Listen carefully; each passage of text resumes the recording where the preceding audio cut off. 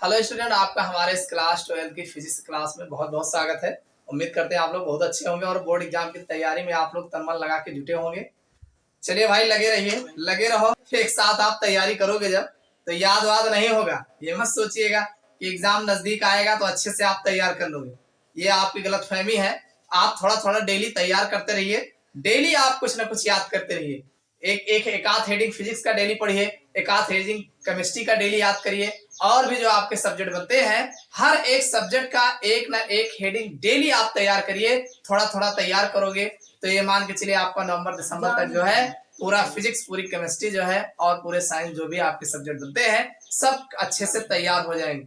और अगर आप एक साथ पढ़ने के चक्कर में रहेंगे, नवंबर दिसंबर में तैयार करेंगे जनवरी में, तो एक बात ध्यान रखना, उतना अच्छा रिजल्ट आपका देखने को नहीं मिलेगा। अगर आपको अच्छे रिजल्ट बनाने हैं तो अभी से आप डेली जो है पढ़ना शुरू कर दीजिए और डेली कुछ ना कुछ आप तैयार करिए। और जो तैयार हो जाए उसका रिवीजन जरूर करिए। एक बात ध्यान रखना, भले कम याद हो लेकिन जो भी याद हो उसको आप बार बार देखते रहिए और उसको भूलने मत दीजिएगा। जो याद हो जाए उसको मत भूलने दीजिएगा। नए में भले हो सके तो एक आध हेडिंग मान लो नौ याद कर पा रहे हो, लेकिन जो याद हो जाए उसको मत भूलने देना और डेली प्रयास करो, कुछ ना कुछ याद करो। चलिए, आज के इस क्लास में हम जो है फिजिक्स का नया चैप्टर स्टार्ट करने वाले हैं। हमारा जो मोस्ट इंपॉर्टेंट अगला जो चैप्टर बनता है वो है वैद्युत धारा। ये फिजिक्स का तीसरा चैप्टर बनता है, जो इसमें से आपके न्यूमेरिकल और डेरिवेशन और डेफिनेशन सभी चीजें पूछे जाते हैं। तो चलिए, आज हम फिजिक्स का तीसरा चैप्टर स्टार्ट करते हैं। आप लोग वीडियो के अंत तक बने रहिएगा, देखना जो भी हम इसमें बताएंगे वो काफी ज्यादा इंपॉर्टेंट होगा और अभी आपका याद हो जाएगा, तुरंत तैयार हो जाएगा। तो चलिए आज की क्लास शुरुआत करते हैं। आज हम सबसे पहले इस चैप्टर में जो हमारा वैद्युत धारा है, इलेक्ट्रिक करंट जो हमारा चैप्टर है, तो इसमें सबसे पहले हम इस वीडियो में यही जानेंगे कि वैद्युत धारा क्या होती है, इसका मात्रक क्या है, इसकी परिभाषा क्या है, इसका फार्मूला क्या है, इसको हम कंप्लीट जो है जानने वाले हैं। तो चलिए शुरू करते हैं आज क्लास और देखते हैं कि वैद्युत धारा होती क्या है। देखो बच्चों, अगर हम बात करें कि वैद्युत धारा होती क्या है, अरे धारा कहाँ प्रवाहित करोगे, किसी न किसी चालक में प्रवाहित करोगे। तो किसी चालक में प्रति सेकंड प्रवाहित होने वाले आवेश की मात्रा, किसी चालक में प्रति सेकंड प्रवाहित होने वाले आवेश की जो मात्रा होती है वैद्युत धारा कहलाती है। नहीं समझ में आया? अरे वैद्युत धारा की बात कर रहे हो ना, इलेक्ट्रिक करंट की बात कर रहे हो, तो किसी चालक में प्रति सेकंड प्रवाहित होने वाले आवेश की जो मात्रा होती है उसी को वैद्युत धारा कहा जाता है। इसको आप लिखोगे कैसे? ऐसे ही लिखना है, किसी चालक में प्रति सेकंड प्रवाहित होने वाले आवेश की मात्रा को वैद्युत धारा कहते हैं। इतनी बात समझ में आ गई होगी।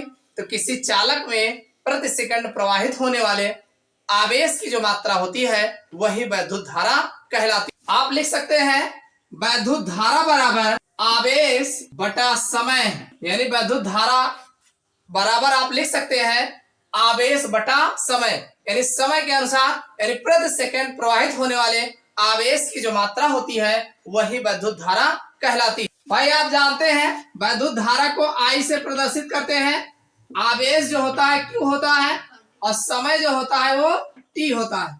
तो I बराबर Q अपान T, यही तो हो जाएगा वैद्युत धारा, I बराबर Q अपान T। देखो, अगर हम बात करें इसके मात्रक की, तो इसका मात्रक जो होगा, मात्रक, अरे आवेश किसमें होता है? कूलाम में होता है और प्रति लगाएंगे बटा है और समय को आप सेकंड में ले लीजिए, तो क्या बन जाएगा? कूलाम प्रति सेकंड। या इसका दूसरा मात्रक है, या आप लिख सकते हैं एम्पियर। क्या लिख सकते हो? एम्पियर भी इसका मात्रक होता है। ठीक। और एक बात ध्यान रखना, अगर मान लीजिए यदि इलेक्ट्रॉनों की संख्या n हो, आप लिख सकते हैं यदि इलेक्ट्रॉनों की संख्या n हो, तो भाई इलेक्ट्रॉनों की संख्या अगर n हो तो फार्मूला क्या हो जाएगा? आप जानते हैं आवेश Q बराबर NE होता है, आवेश Q बराबर NE होता है, अच्छे से आपको पता। तो I बराबर जो आपने लिखा है भाई Q अपान T, भाई Q की वैल्यू हो जाएगी NE अपान T, तो ये आपका I बराबर NE अपान T हो जाए। समझ में आया कि नहीं? तो ये धारा का जो फार्मूला है वैद्युत धारा का, I बराबर NE अपान T हो जाएगा। समझ में आया कि नहीं?